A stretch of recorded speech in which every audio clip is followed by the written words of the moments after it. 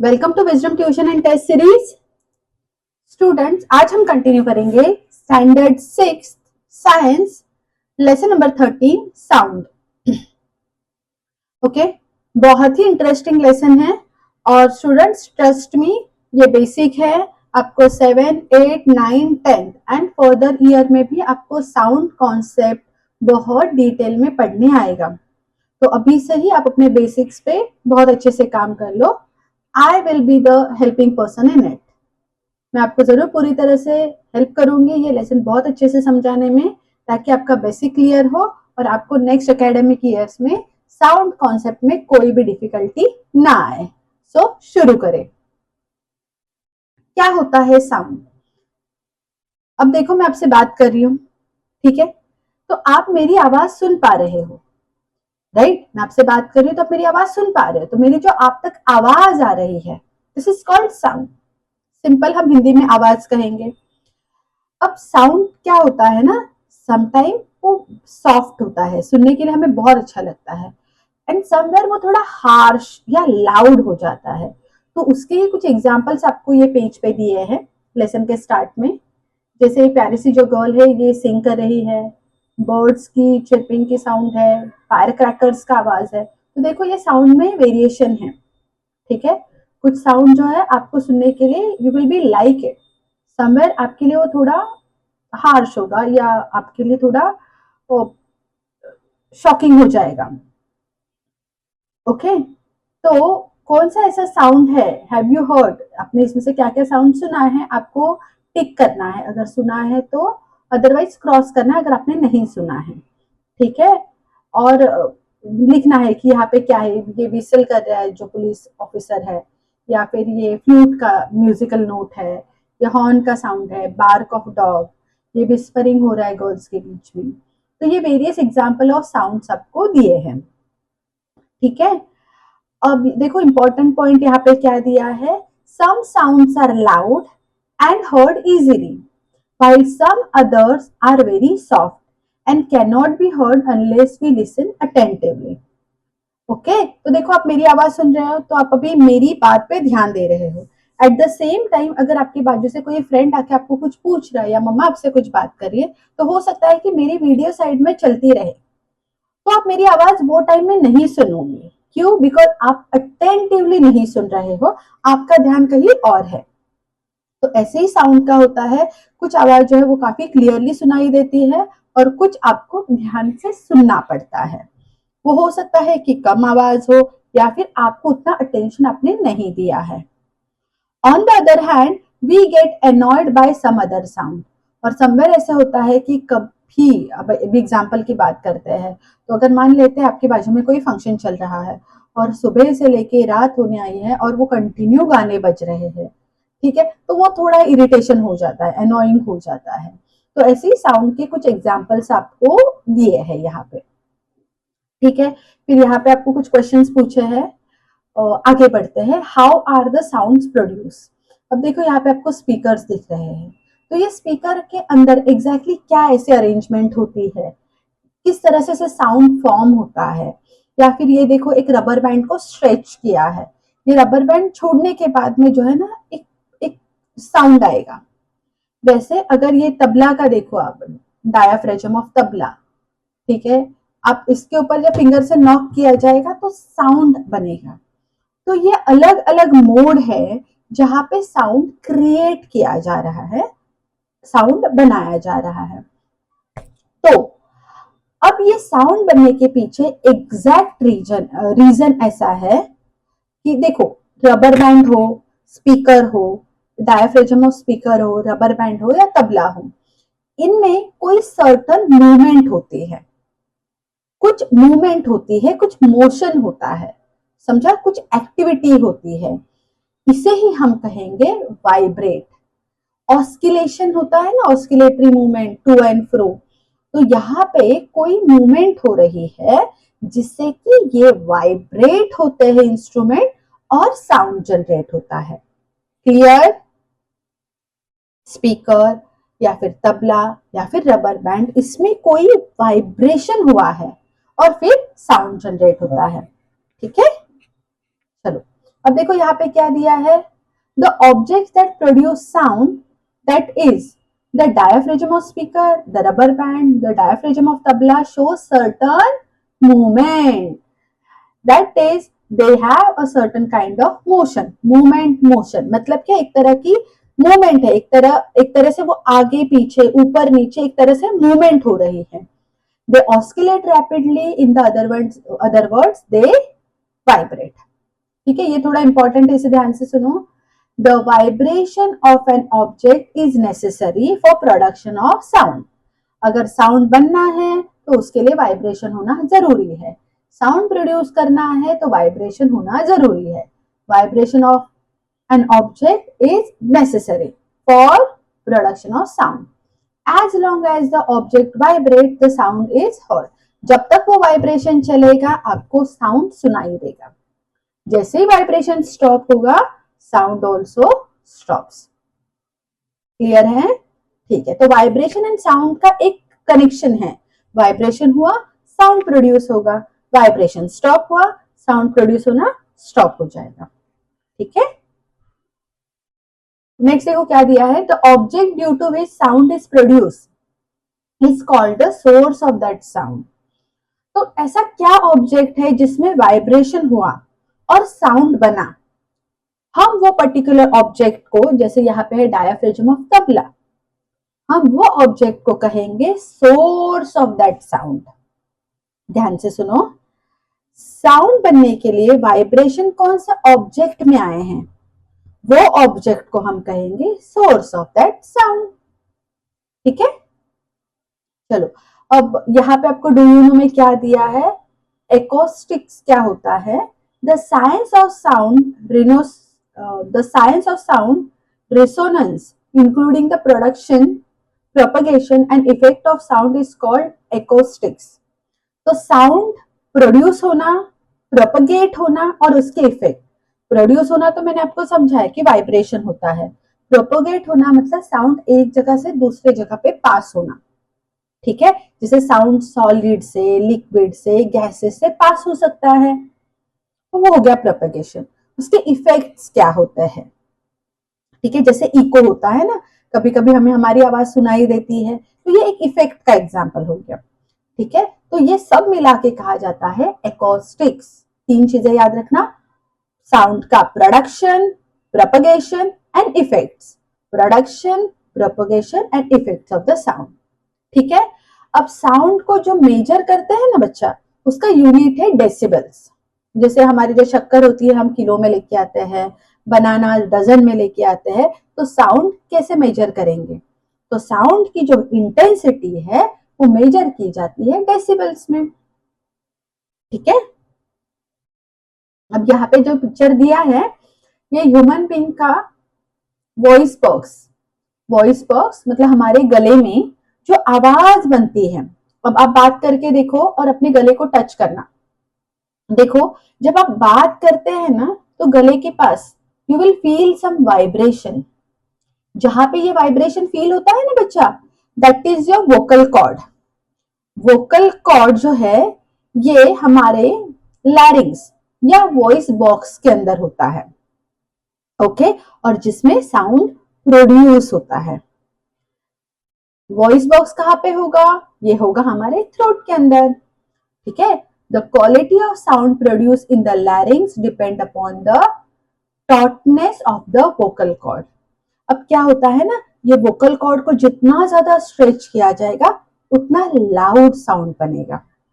ठीक है, तो आपको अभी थोड़ी सी ही इंफॉर्मेशन दी है क्योंकि आप छोटे से स्टैंडर्ड में हैं। आप जब बड़े स्टैंडर्ड में जाओगे ना बच्चा, तो आपको ये पूरे कॉन्सेप्ट बहुत डिटेल में सीखने मिलेंगे। तो अभी के लिए आपकी जो क्यूरियोसिटी है ना कि ये साउंड कैसे बनता है, हमारे गले के पास वाइब्रेशन कैसे फील होता है, ये सब कुछ आपको कमिंग एकेडमिक्स ईयर में अच्छे से सीखने मिलेगा, बहुत डिटेल में। ठीक है, आगे बढ़ते हैं। अब देखो यहाँ पे एक पॉट दिया है जिसमें which is filled with water और स्पून से टैप किया है। तो अगर आप सुनोगे ना तो यू विल फील वो जो वाइब्रेशन है और वो साउंड प्रोड्यूस हो रहा है, आप सुन सकते हो, अब वो वाइब्रेशन फील कर सकते हो। अब क्या होता है ना ये वाटर जो है ना उसमें वेव्स फॉर्म होते हैं। तो जो साउंड प्रोड्यूस हो रहा है वो लिक्विड में भी और बाहर गैशियस में, हर जगह पे स्प्रेड हो रहा है। ठीक है, तो जो पॉट है उसका वाइब्रेशन, आप ये वाटर से, वाटर में देखो ये वेव्स बने हैं ना, उससे आप देख सकते हो कि यहाँ पे वाइब्रेशन फॉर्म हुआ है और साउंड प्रोड्यूस हो रही है। ठीक है, अब हम कोई भी साउंड को सुनते कैसे हैं? How sound is heard. There is air around a source of a sound. देखो, साउंड जो है ना ये पास होने के लिए, एक जगह से दूसरी जगह पे पास होने के लिए ना साउंड के पास कोई ना कोई मीडियम होना जरूरी है। मीडियम मतलब क्या होता है? अब मैं आपसे बात कर रही हूँ तो आपके पास ईयरफोन है या स्पीकर्स है जिससे मेरी आवाज आपके पास आ रही है और आपके कानों तक पहुंच पा रही है। ठीक है, तो एक सोर्स होना चाहिए।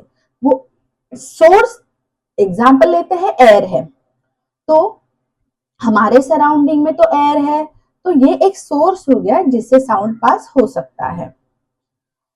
As the source of sound begins to vibrate, मतलब हम क्या सोर्स से, जैसे फॉर एग्जाम्पल ये पॉट से अगर हमारी साउंड प्रोड्यूस हो रही है तो पहले वो ऑब्जेक्ट में क्या होगा?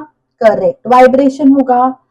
फिर अब जैसे ही ये पॉट वाइब्रेट होगा ना, ये पॉट के नियरेस्ट, अब अज्यूम करते हैं ये पॉट के नियरेस्ट जो है ना, यहाँ पे देखो अभी एयर के पार्टिकल्स रहेंगे, राइट? अब क्या होगा, ये एयर के पार्टिकल जो है ना ये भी वाइब्रेट होना शुरू हो जाएंगे। तो जो वाइब्रेशन है ना स्टूडेंट्स, वो किस तरह से पास होगा? देखो, पहले तो ये पॉट में वाइब्रेशन था, फिर ये जो वाइब्रेशन है ना ये एयर मॉलिक्यूल्स के अंदर भी वाइब्रेशन चला जाएगा। मतलब ये वाइब्रेशन सिर्फ पॉट तक सीमित ना रहते हुए जो एयर मॉलिक्यूल्स है, एयर है, एयर मॉलिक्यूल्स है, वो भी वाइब्रेट होने लग जाएंगे। और वो जो वाइब्रेशन है एयर में, वो वेव्स के थ्रू पूरे एयर में स्प्रेड हो जाएगा और इसी तरह से साउंड प्रोड्यूस होता है। क्लियर? अब देखो, एयर मॉलिक्यूल सिर्फ इतने ही नहीं है, हर जगह पे स्प्रेड है। तो अज्यूम करते हैं कि यहाँ पे कोई पर्टिकुलर ये ऑब्जेक्ट पे एक हमारा लिसनर या फिर जो सुनना चाहते हैं वो पर्सन यहाँ पे खड़े हैं। तो यहाँ पे अगर वाइब्रेशन होता है तो यहाँ से डायरेक्टली उनके कान में आवाज नहीं जाएगा, साउंड नहीं जाएगा। क्या होगा, ये मॉलिक्यूल्स वाइब्रेट होने लगेंगे, तो एयर मॉलिक्यूल का वाइब्रेशन आगे पास होगा और फिर यहाँ पे अगर कोई पर्सन है तो वो उसे सुन पाएगा। तो सेम वे इसी तरह से साउंड ये साइड भी जाएगा, ऊपर रूफ की तरफ भी जाएगा, सारे डायरेक्शन में साउंड पास होगा through the medium of air. ठीक है, तो देखो क्या होता है, साउंड बनने के बाद डायरेक्टली आपके ईयर में नहीं जाएगा। साउंड जो ऑब्जेक्ट में जनरेट हो रहा है वो ऑब्जेक्ट वाइब्रेट होगा और वो ऑब्जेक्ट के बाजू में जो एयर मॉलिक्यूल्स है वो वाइब्रेट होना शुरू हो जाएंगे। जैसे ही मॉलिक्यूल्स वाइब्रेट होते हैं, मॉलिक्यूल्स सारे डायरेक्शन में थ्रू वेव्स वो वाइब्रेशन पास करेंगे और जैसे ही ये वाइब्रेशन पास होता है साउंड भी सारे डायरेक्शन में पास हो जाएगा। इस तरह से साउंड वेव्स फॉर्म होते हैं, साउंड वेव्स बनते हैं और जब ये साउंड वेव्स हमारे कान में पास हो जाते हैं तो हम वो कोई भी चीज को सुन सकते हैं। अब वो भी कैसे सुन सकते हैं? सुनो, हमारे कान में होता है ईयर ड्रम। ठीक है, ईयर ड्रम जिसे कान का पर्दा कहा जाता है ना, हम कुछ शार्प ऑब्जेक्ट कान में डालने जाएंगे तो मम्मी बोलती है ना कान का पर्दा जो है वो फट जाएगा। तो कान के अंदर होता है डायाफ्रेजम जिसे हम ईयर ड्रम कहेंगे। जैसे ये कैसे है, ये कैसे डायाफ्रेजम है, द सेम वे आपके कान के अंदर भी वो डायाफ्रेजम होता है। तो उसके ऊपर ये साउंड के वेव जो है ना ये उसके ऊपर आके क्लैश करेंगे, बैंग हो जाएंगे और आपके कान में जो ईयर ड्रम है, डायाफ्रेजम है, वो भी वाइब्रेट करने लगेगा। अब जैसे ही आपके ईयर के अंदर ये वाइब्रेशन होता है कुछ सेंसेशन बनते हैं और ये सेंसेशन मैसेज लेके जाएंगे आपके ब्रेन के पास। ठीक है, अब ये पूरा in detail you will come to know in standard 9th 9th में तो है, आपको ये पूरा कॉन्सेप्ट है। कान के तीन जो आपका ईयर है उसके टोटल 3 पार्ट में आपको वो एग्जैक्टली किस तरह से नर्व सेल्स काम करते हैं और पूरा आपको डिटेल में मिडल ईयर और वो सारा पूरा डिटेल में दिया है। अभी के लिए आप इतना ही समझो स्टूडेंट, जो ऑब्जेक्ट में वाइब्रेशन होता है वही ऑब्जेक्ट से साउंड प्रोड्यूस होगा। और वाइब्रेशन जो है ये एयर में वेव्स की तरह पास करते हैं।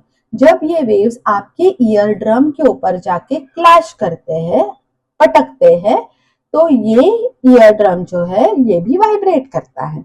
अब क्या होता है, जो सबसे इनर पार्ट है ना आपके ईयर का, वहां से आपकी ब्रेन की तरफ ना मैसेज पहुंच जाता है। अब ये मैसेज पहुंचाने वाले होते हैं नर्व सेल्स। नर्व सेल्स आपके ईयर से ब्रेन की तरफ मैसेज लेके जाएंगे और फिर ब्रेन जो है ना वो सिग्नल को अच्छे से समझ के हम सुन पाएंगे कि अरे हाँ, सॉरी, अरे हाँ मुझे अभी मम्मी बुला रही है, अरे हाँ अभी ये वीडियो में हम ये सुन रहे हैं, समझा। तो इस तरह से साउंड प्रोड्यूस होता है। तो this is very important part, ठीक है, ये थोड़ा इंपॉर्टेंट है। आगे बढ़ते हैं। प्रोपोगेशन ऑफ साउंड क्या होता है, तो ये तो मैंने बता दिया। प्रोपोगेशन ऑफ साउंड क्या होता है, a sound is said to be propagated when sound waves spread in all direction from the source of the sound.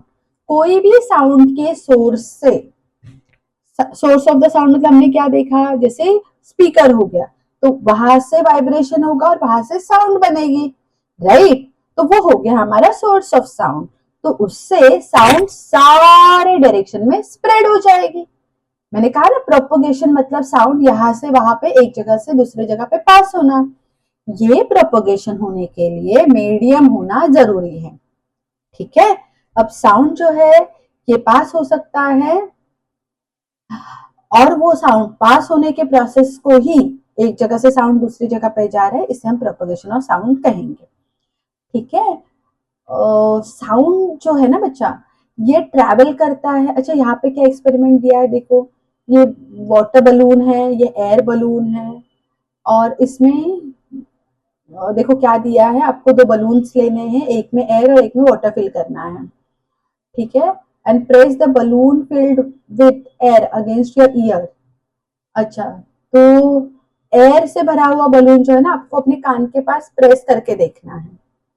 रब a finger on the balloon and listen to the sound. तो अगर आप ये air filled जो balloon है या water field जो balloon है, अगर आप उसे सुनने की कोशिश करते हो कान के पास लगा के या उसे रब करते हो, तो you will come to know कि यहाँ इसमें से अलग आवाज आ रही है। आपको टेक्सचर ही अलग फील होगा, पानी से भरने के बाद में ना बलून का ही आपको अलग फील आएगा। तो ये प्रोपोगेशन समझने के लिए आपको एक्सपेरिमेंट कराया जा रहा है। देखो साउंड जो ट्रैवल होता है ना ये in the form of waves है, ठीक है। ये एयर से, वाटर से, इवन थ्रू सॉलिड से भी साउंड पास होता है। ये सॉलिड से भी, देखो अभी अगर आप घर के अंदर है और बाहर से किसी ने आपका डोर को नॉक किया, डोरबेल नहीं है, डोर को नॉक किया, ठक ठक ठक ठक, तो मैं अंदर तक आवाज कैसे आती है, समझा ना। वो आवाज जो है, वो साउंड जो है वो डोर से पास होके आ रहा है। तो sound air, gaseous, water, liquid और जैसे मैंने एग्जांपल दिया डोर, सॉलिड, ये सबसे पास होता है। साउंड प्रोपोगेट अगर क्लियरली होना चाहिए, ठीक है। तो देखो साउंड सबसे फास्टेस्ट पास होता है सॉलिड्स में, सबसे फास्ट सॉलिड में, फिर लिक्विड में और फिर गैसेस में। मतलब साउंड की अगर हम स्पीड की बात करें ना, तो देखो यहाँ पे क्या दिया है, transmission of sound occurs different speed through different mediums. Transmission of sound is faster through a liquid than through a gas. तो गैस से लिक्विड में साउंड फास्ट पास होता है और faster through solid through the liquid. मैंने आपको कहा ना साउंड ना सबसे फास्ट सॉलिड में पास होता है, फिर लिक्विड में और फिर गैसेस में, ठीक है। नेक्स्ट देखो यहाँ पे क्या दिया, वेरियस साउंड दिया है। ये बच्चे ने क्या किया, एक टिन को टाई किया है और वो खबड़ खबड़ खबड़ आवाज करते हुए लेके जा रहा है। ये बच्चा क्या कर रहा है, ये चिल्ला रहा है या गाना गाने की कोशिश कर रहा है, बट ये देख के तो हम समझ सकते हैं ये काफी नॉइसी होगा। एंड अगेन ये प्यारी सी गर्ल जो हमें फर्स्ट पिक्चर दिया था, या यहाँ पे आया है कि अरे भाई ये तो गाना गा रही है, ठीक है। देखो क्या दिया है, if a bell is hung, hung past tense है हैंग करने का, in a vacuum container will it sound be heard outside? मान लेते कंटेनर है, कंटेनर मतलब जैसे मान लेते एक बॉटल है, ठीक है, लेकिन वो वैक्यूम है। और वैक्यूम मतलब वो कंटेनर के अंदर की सारी एयर हमने निकाल ली है, तो वो हो गई वैक्यूम। अब उसके अंदर बिल्कुल कोई एयर है नहीं, तो उसे हम वैक्यूम कहेंगे। अब अगर उसके अंदर हमने ऐसा कोई सिस्टम बनाया जिसके अंदर बेल रिंग हो रही है, तो हमें बाहर आवाज सुनाई देगा क्या, ऐसा क्वेश्चन पूछा है। तो इसका क्लियर आंसर है नो, हमें बाहर आवाज नहीं सुनाई देगी, बिकॉज साउंड पास होने के लिए कोई ना कोई मीडियम होना जरूरी है। अगर वो वैक्यूम है तो साउंड जनरेट हो भी रहा है, वाइब्रेशन होगा, तो सोर्स तो है साउंड जनरेट होने के लिए, साउंड का सोर्स तो है, लेकिन साउंड प्रोपगेट नहीं होगा, साउंड पास नहीं होगा। ठीक है, तो यहाँ पे देखो ये जो गर्ल सिंग कर रही है साउंड प्लेजेंट है, लेकिन ये दोनों जो आवाज कर रहे हैं ये न्यूसेंस है, अननेसेसरी आवाज कर रहे हैं। नॉइस पोल्यूशन क्या है देखो, a loud sound is harsh two year, बहुत जोर से आवाज आ रही है तो वो नॉइस पोल्यूशन है। सच साउंड प्रोड्यूस नॉइस, तो बहुत ज्यादा शोर होता है ना बच्चा, दैट इज कॉल्ड नॉइस। तो ये पिक्चर में आपको कुछ ऑब्जर्व करना है, देखो ये बच्चा डॉग बार्क कर रहा है, दो ममाज बात कर रहे हैं, बेबी क्राई कर रहा है, एट द सेम टाइम पापा कॉल पे बात कर रहे हैं, ये प्लेन उड़ा रहा है, बाहर से बर्ड की आवाज आ रही है, ये बच्चे ड्रम बजा रही है, ग्रैनी इधर टीवी देख रही है, तो ये नॉइसी सीन है, सारा शोर चल रहा है, बाहर गाड़ी का भी आवाज आ रहा है। ठीक है, तो इसमें से क्या कोई पर्सन ठीक से सुन सकता है? अगर इतना ज्यादा शोर रहेगा तो किसी को सुनने के लिए डिसेबिलिटीज भी हो सकती है। चलो थोड़ा आगे बढ़ते हैं।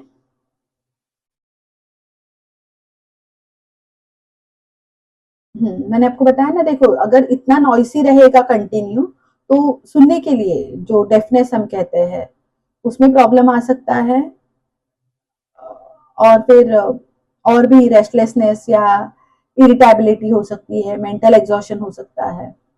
ठीक है, अगर आपके आजू बाजू में काफी ज्यादा शोर है तो आप कॉन्सेंट्रेट नहीं कर पाओगे, आप कोई भी काम को अच्छे से उसे कंप्लीट नहीं कर पाओगे, राइट। तो मेक श्योर करना कि आपको नॉइसी नहीं होना है, आपको नॉइस पोल्यूशन नहीं करना है। ठीक है, noise pollution occur when we hear one or many sounds harmful to the ear. तो देखो जब हम कोई अपने फेवरेट सॉन्ग्स लगाते हैं, ठीक है, वो तब तक ही आपको अच्छा लगता है जब तक वो काफी शोर नहीं मचा रहा है, काफी लाउड नॉइस नहीं है। ठीक है, अदरवाइज आपका फेवरेट सॉन्ग भी आपके लिए वो न्यूसेंस, आपके लिए वो तकलीफ दे रहेगा, that is creating a noise pollution. आप किस तरह से नॉइस पोल्यूशन को प्रिवेंट कर सकते हैं स्टूडेंट? तो एज फार एज आप ऐसे कर सकते हैं कि आप कम से कम हॉर्न को ब्लो करें, जो आपकी व्हीकल्स होते हैं उसका कम से कम हॉर्न ब्लो करें, टीवी का या रेडियो का वॉल्यूम है उसे थोड़ा आप लिमिट में रखें। ठीक है, ताकि आप सुन रहे हो आप तक रखो, ना कि आपके चार बाजू के घरों तक वो आवाज जाए। व्हीकल्स जो होते हैं ना बच्चा, उन्हें ना बार बार सर्विसिंग करना पड़ता है, मतलब मेंटेन करना पड़ता है प्रॉपरली, नहीं तो फिर उसमें ना अलग अलग पार्ट में से ना आवाज निकलती है, वो भी नॉइस पोल्यूशन करते हैं। फैक्ट्रीज है, एयरपोर्ट्स है, रेलवे स्टेशन है, बस स्टैंड है, ये हम ये जो है ना ये रेसिडेंशियल एरिया से थोड़े दूर होने चाहिए, बिकॉज ये ऐसे ऐसे स्पॉट्स है ना जिसमें काफी ज्यादा भीड़ रहेगी, लोगों का आना जाना रहेगा। ठीक है, तो वो रेसिडेंशियल एरिया से दूर होना चाहिए, अदरवाइज जो लोग रहते हैं आजू बाजू में उन्हें नॉइस पोल्यूशन प्रॉब्लम क्रिएट करेगा। ऑलवेज रिमेंबर, देखो क्या दिए, some of the sounds that we enjoy can be nuisance for other. Correct होता है ऐसे। अब देखो मान लेते हैं अब मान लेते हैं कि मैंने कोई पर्टिकुलर कार्टून लगाया, ठीक है, अब मैं तो बड़े मजे से देख रही हूँ, लेकिन हो सकता है कि मेरी मम्मी के लिए वो बहुत इरिटेटिंग रहे। ठीक है, तो हमारे लिए हम वी में एंजॉय, बट हो सकता है दूसरों के लिए वो तकलीफ रहे, न्यूसेंस रहे। बिलीव इट और नॉट, मानो या ना मानो, birds like the robin and the woodcock can recognize the sound of an earthworm in the soil and find their prey. prey मतलब यहाँ पे शिकार करना होता है। तो ये जो बर्ड्स है रॉबिन या वुडकॉक, ये बर्ड्स सॉइल में चलने वाले जो अर्थवर्म है उनकी आवाज सुन सकते हैं और उस तरह से वो शिकार कर लेते हैं। This is because their hearing organ are very sensitive. तो ये याद रखना, रॉबिन एंड वुडकॉक ये अर्थवर्म की साउंड सुन सकते हैं, तो आराम से उसकी शिकार कर पाते हैं। Some species of grasshopper produce sound by rubbing their legs together while flying in the air. The flapping of the wings of the bees and mosquitoes produce humming sound. Have you heard such sound? तो देखो mosquito भी अगर कभी आपके कान के पास आता है, या जो हाउस फ्लाई होता है मक्खी, उनके भिन भिनाने का आवाज आपने कभी सुना होगा, राइट? तो वो सुना है या आपने कभी ऐसे पूछा है? तो इन शॉर्ट आपको यहाँ पे ये लेसन में ना इंट्रोड्यूस कराया है डिफरेंट टाइप ऑफ साउंड्स के साथ में, ठीक है? और बहुत ब्रीफ में आपको साउंड कॉन्सेप्ट यहाँ पे समझाया है। तो लेसन को समराइज करते हुए देखते हैं कि हमने ये लेसन में अभी तक क्या क्या सीखा, व्हाट वी हैव लर्न, ठीक है? Vibration are required for the production of sound. Sound बनने के लिए क्या जरूरी है? वाइब्रेशंस। और medium is required for the propagation of sound. Sound बनने के लिए, साउंड के प्रोडक्शन के लिए वाइब्रेशन जरूरी है, और साउंड के प्रोपगेशन के, प्रोपोगेशन मतलब साउंड यहां से वहां पास होना, उसके लिए कोई ना कोई मीडियम होना जरूरी है। साउंड क्या क्या मोड से प्रोपोगेट हो सकता है? तो वो है gaseous, liquid and solid mediums. Noise is disagreeable, irregular and loud. तो जो शोर है, नॉइज है, वो कैसे हो सकता है? डिसएग्रीएबल मतलब हो सकता है कि आपको वो आप में एंजॉय करो बट आपकी मम्मी को अच्छा ना लगे। इरेग्युलर है, जो पर्टिकुलर टोन में नहीं है, एक अलग ही ढंग से आवाज आ रही है, कोई पर्टिकुलर नोट में नहीं है, तो वो नॉइसी हो सकता है, लाउड हो सकता है। Noise pollution occurs due to continuous noise. Noise pollution has adverse effect on our health. तो कंटिन्यू अगर बहुत ज्यादा शोर, अगर आपको नॉइसी है एरिया, तो वो आपकी हेल्थ पे भी असर कर सकता है। Heavy traffic in industrial areas cause the maximum noise pollution. अगर कोई जगह पे बहुत ज्यादा ट्रैफिक है तो, या इंडस्ट्रियल एरिया है, इंडस्ट्रियल एरिया का क्या होता है ना बच्चा, जो मशीन्स होते हैं ना वो काफी नॉइसी होते हैं। मशीन जब काम करते हैं ना तो वो साइलेंटली नहीं होता है, बहुत शोर होता है उसमें, तो again it create noise pollution. Noise pollution social problem है, पूरे सोसाइटी को अफेक्ट करता है। It is necessary that everybody takes measure to prevent noise pollution. तो ये आपकी, मेरी, हम सबकी जिम्मेदारी है कि हम नॉइज पोल्यूशन को प्रिवेंट करें, कम से कम आवाज करें। Blowing the horn of vehicles is prohibited near the place like schools and hospitals. This rule should always be followed. तो हो सकता है कि आप आपके डैडा के साथ में या आप आपके मम्मा के साथ में बाइक पे जा रहे हो या कार से जा रहे हो, और आपने अगर आजू बाजू में देखा कि यहाँ पे स्कूल है या हॉस्पिटल्स है, तो आप आपके पेरेंट्स को रोकना कि डैडा यहाँ पे हमें हॉर्न ब्लो नहीं करना है, ये अलाउड नहीं है। ऐसा क्यों होता है? यू नो स्टूडेंट्स, वो स्कूल में जो पढ़ने वाले बच्चे हैं या हॉस्पिटल में जो पेशेंट्स हैं, उन्हें वो वो डिस्टर्बिंग हो सकता है, ठीक है? तो विद दिस, या लेसन का मैंने एक्सप्लेनेशन तो कंप्लीट कर दिया है। अब जो एक्सरसाइज पार्ट है, ये वीडियो के एंड में मैं इसकी जो क्वेश्चन आंसर्स है वो आपको दे देती हूँ, ठीक है? आई होप स्टूडेंट्स आपको ये एक्सप्लेनेशन अच्छा लगा। अगर आपको कुछ भी डाउट है तो आप कमेंट्स में पूछ सकते हैं। मिलती हूँ अगले वीडियो में। Meanwhile like, share and subscribe. Thank you for watching.